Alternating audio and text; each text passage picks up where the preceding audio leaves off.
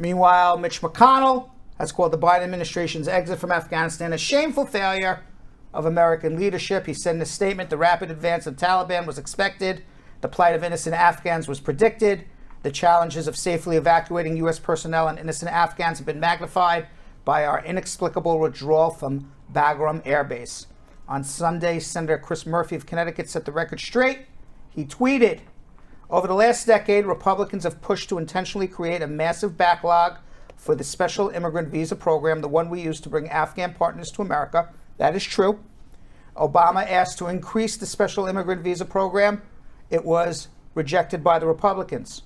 Trump was supposed to accept 10,000 Afghan interpreters every year for the 4 years he was in office. Despite that, they've only accepted 17,000, leaving 23,000 unused visas over the 4 years. So Trump definitely made it harder for Afghans to come in. You know, the bottom line is this. From a political standpoint, this is what Biden's thinking. Nobody ever votes a president in or out of office because of foreign relations. Americans care about two things when it comes to voting: their pocketbook and their safety. That is it. So Americans never vote about foreign policy. Right. So he's making a bet right now. And the bet that Biden is making is that people will forget all of this by the time elections roll around. And I don't think many people are going to go into a voting booth in a year from now and say, well, Biden screwed up Afghanistan, so I'm not going to vote for him. You know, history, first President Bush, he was riding a wave of 92% approval rating right after the first Persian Gulf War, about 10 months before the election campaign with Bill Clinton. He was a winning commander of a war. He lost the election because people didn't like the fact that they were paying more taxes. Yeah.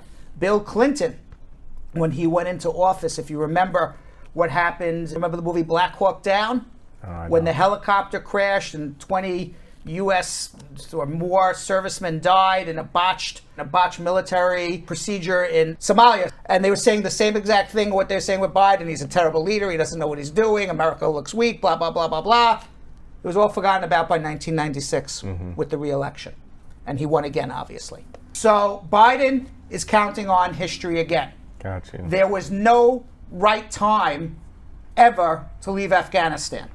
The fact is, $2.3 trillion of American taxpayer money, it's a lot of money, was spent on Afghanistan, and in the end, we have nothing to show for it.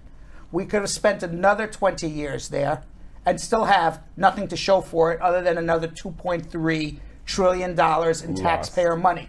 So when everybody goes and pays their taxes and says, what the heck is my taxes going for? $2.3 trillion went to Bagram Air Force Base in Afghanistan. Now, did Biden leave properly? Did he secure American safety? Did he secure Afghans who helped our safety? No. Is he making America look bad at the moment? Absolutely. Did he or his administration do a terrible job leaving Afghanistan and leaving this country in the disaster it is? Absolutely.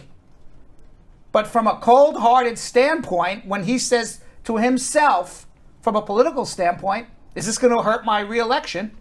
He's not. It's not.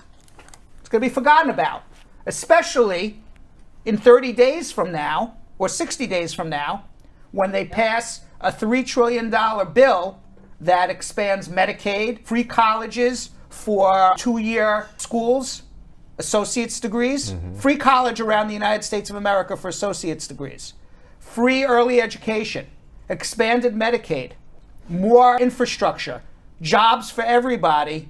They're going to forget about Afghanistan very fast. And then part of that's also going to be, hopefully, fingers crossed, some sort of immigration amnesty.